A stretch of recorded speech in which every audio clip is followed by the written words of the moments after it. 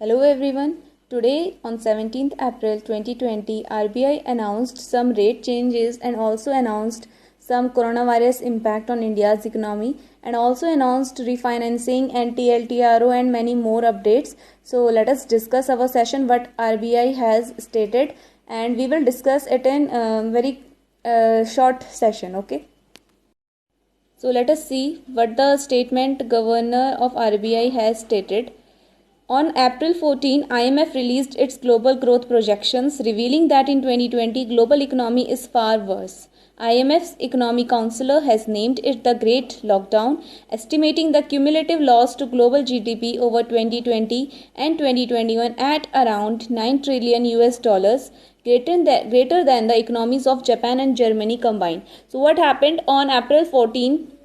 IMF has released its growth projections and it has revealed that it is the worst conditions we are facing, the whole world is facing right now, and the cumulative loss to global GDP has been around 9 trillion US dollar, and it is greater than the economies of Japan and Germany combined. If we will combine the Germany and Japan's economy now, so it is more than that. So 9 trillion US dollars loss of GDP we are facing right now, the world is facing right now, has been stated by the IMF's report.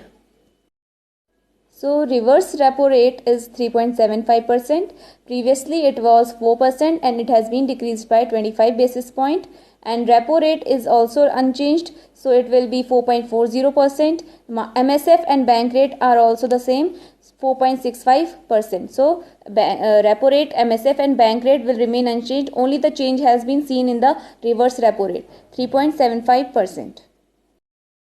Now exports in March 2020 has been decreased by 34.6%. Imports also fell by 28.7% in March. Now trade deficit has been declined to US dollar 9.8 billion and previously it was 11 billion a year ago. So trade deficit has been declined and up to 9.8 billion dollar. Now net foreign direct investment FDI amounted to 40.6 billion US dollar during 2019 to 2020 period, from 2019 April to 2020 Feb. It is the amount up to this period, and previously 29.9 billion US dollar it was. Okay. As announced on March 27, RBI undertook 3 auctions of targeted long-term repo operations, which is TLTRO, injecting 75,041 crore. Okay, and now another TLTRO auction will be held today and they will conduct 25,000 crore, inject 25,000 crore. Now we have keep in mind that on March 27 RBI undertook 3 auctions of cumulatively amount 75,041 crore TLTRO, and today on 17 April 25,000 crore will be injected through TLTRO auctions. What is TLTRO? We will see in next slide. Now, targeted long-term repo operations is the TLTRO. TLTRO is a targeted long-term repo operations. It also works as repo rate, but repo rate is only for a short duration. But this is a long-term repo operations, which means from 1 year to 3 year, it's a maturity period. Okay. Now aggregate amount is for 50,000 crore TLTRO 2.0. Its name has been given as TLTRO 2.0 and they will aggregate conduct amount of 50,000 crores.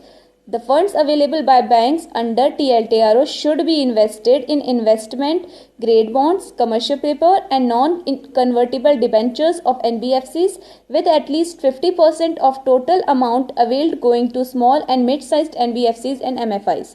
So what is happening? The total fund available by banks should be invested only in the form of either bonds, either commercial paper or non-convertible debentures of NBFCs. So these 3 are allowed under TLTRO auctions. Okay, when the bank will auction these things, then only they will get these 50,000 crore money. Okay, now 50 out of these 50,000 money, they should invest 50% of this amount to small and mid-sized NBFCs and MFIs. MFIs are microfinancial institutions and NBFCs are non-banking financial companies.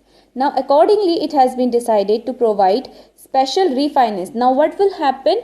They are also deciding to refinance NABARD, SIDBI and NHB. NABARD is for National Bank of Agriculture and Rural Development, SIDBI Small Industrial Development Bank of India and NHB National Housing Bank. Now they will refinance them with 50,000 crore rupees, and out of this 50,000 crores, 25,000 will go to NABARD for refinancing RRBs, cooperative banks and MFIs, which is microfinance institutions, and remaining 15,000 will go to SIDBI to refinance and on lending, and 10,000 will go to NHB for supporting housing finance companies. So this is the distribution of 50,000 crores, 25,000 to NABARD, 15,000 to SIDBI and 10,000 to NHB.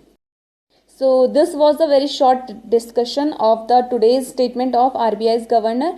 I hope you have understood what I meant to convey to you, and please, if you have liked my video, stay tuned to Study Studio. Thank you.